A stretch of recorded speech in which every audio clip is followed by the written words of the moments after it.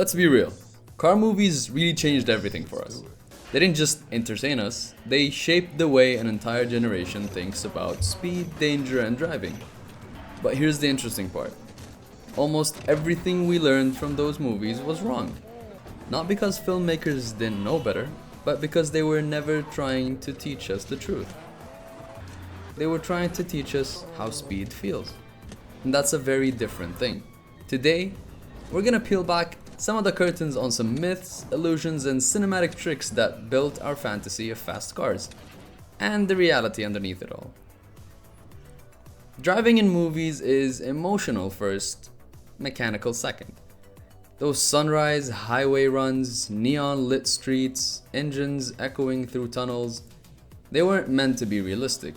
They were designed to trigger something inside us. Speed, freedom, rebellion, control. Hollywood didn't film driving. Hollywood filmed desire. And as soon as the world fell in love with the feeling, Hollywood created a new culture around it. The street racing illusion. Before movies glamorized it, real street racing was messy, unorganized, and mostly hidden. What films gave us instead was a stylized ritual. The crowds, the music, the rivalries, the culture. It wasn't a documentary, it was a performance, but it was done so well that people started copying the performance. Suddenly, real life was imitating a fictional version of real life. That's when movie fantasies became global car culture. But nothing shaped that fantasy more than one of Hollywood's favorite tricks: the gear shifting myth.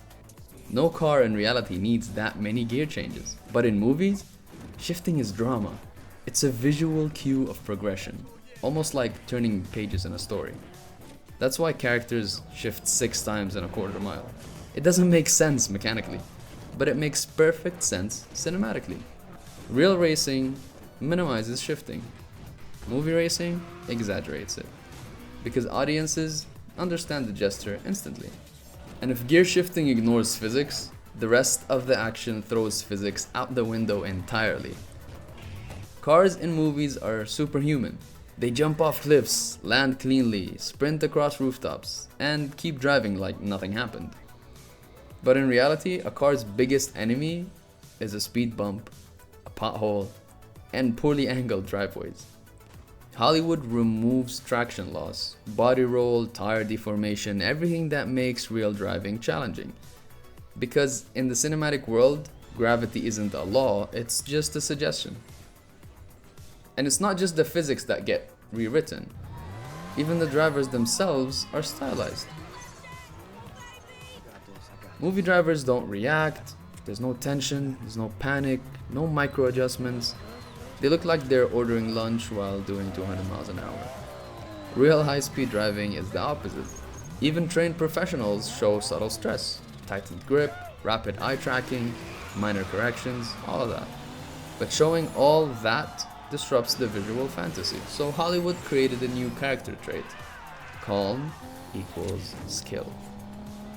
And once filmmakers realized sound could enhance that skill, they started bending reality even further.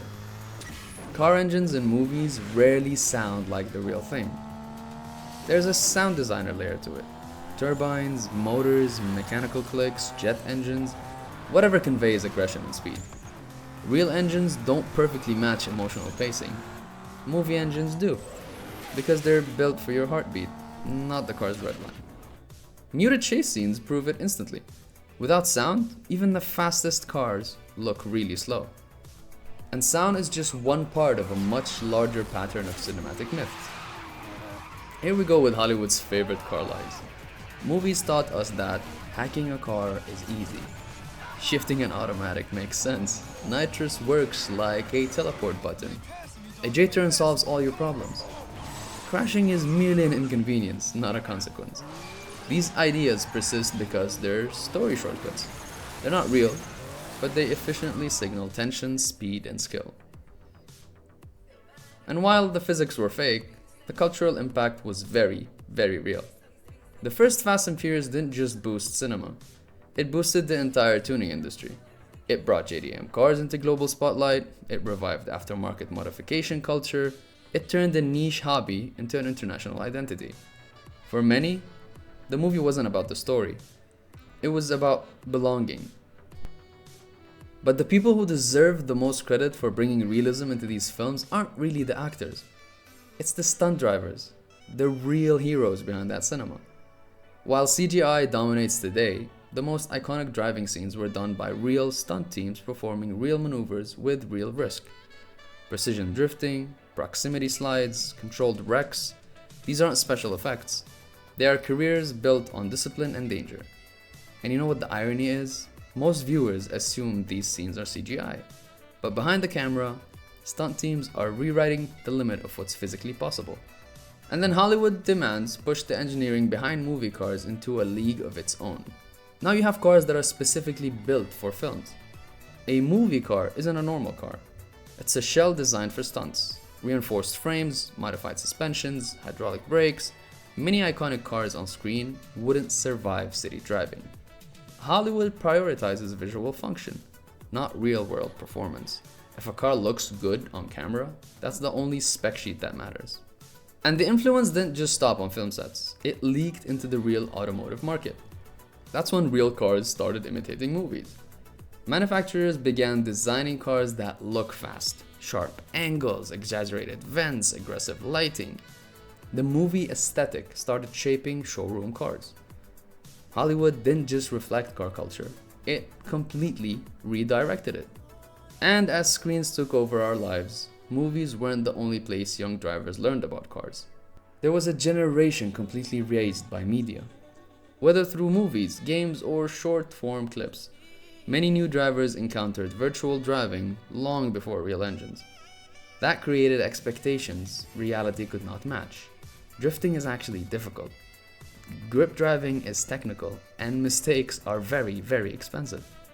It's a crash course, sometimes literally, in the difference between representation and reality. But that doesn't make real driving less special. If anything, it makes it more meaningful. That's why reality still wins. Driving in real life has no camera angles, no soundtrack, no filters. It's just you, the machine, and the road, and your limits. You know what makes driving really beautiful? Is that it can't be edited. It can't be faked. It demands respect and rewards skill. And despite the exaggeration, there is one thing car movies genuinely get right. The emotions. Movies may distort physics, but they capture the emotional truth of driving. The freedom, the control, the connection between human and machine. That emotion exists on screen and on the streets. That's why both experiences resonate. One is fantasy, and the other is fulfillment. Now, what brings us to the real reason why we still love these movies, even when we know they're lying? Car movies lied about almost everything. Speed, danger, mechanics, physics, consequences. But they told the truth about passion. They made us feel something really special and powerful, something worth chasing. And that feeling is genuine. So even if the 8th gear doesn't exist, even if the physics are absurd, even if a nitrous button is pure fiction, the love we have for cars, that's real. And that's why we keep watching, and why we keep driving. Thank you so much, and I hope I see you in my other videos, and I hope you subscribe.